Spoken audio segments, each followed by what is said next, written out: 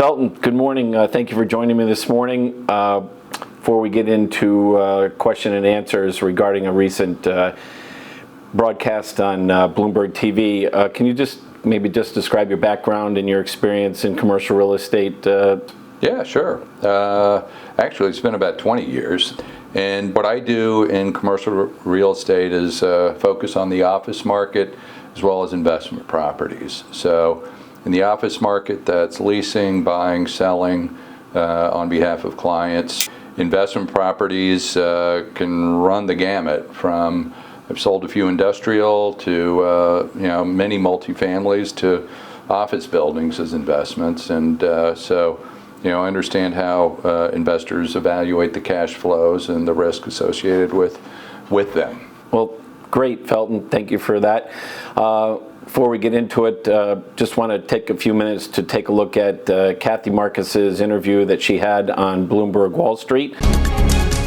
This is Wall Street Week. I'm David Weston. Commercial real estate investments, at least some of them, have had a hard time of late, but there may be signs that we've seen the worst of it.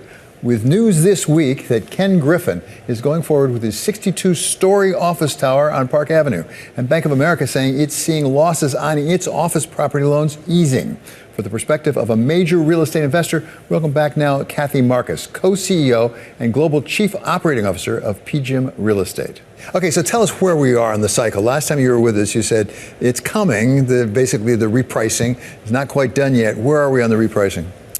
In terms of the repricing, it's about 20% on average across the sectors. And that can range from something like manufactured housing that has had really almost zero declines to office that's closer to 35%. So at PGIM Real Estate, we've projected that by the end of the day, sort of peak to trough, it'll be probably on average 22%.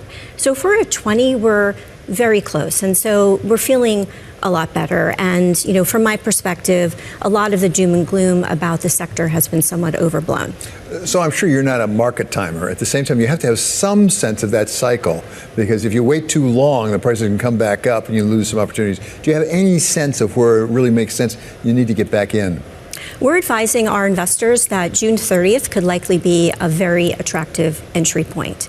And at that point, it's possible that maybe you're a quarter early, maybe there's one more quarter of some value declines. But in this case, we really believe that it's better to be a quarter early than a quarter late. There's broad consensus that there's a lot of capital on the sidelines that is going to come in as soon as they feel like the values have bottomed.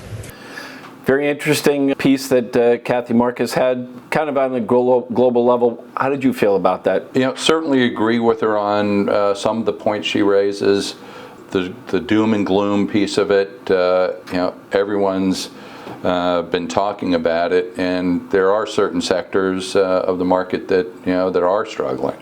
But on the investment side, to actually call the bottom of June 30th, I've been doing this 20 years, and it's really hard to call bottoms and tops.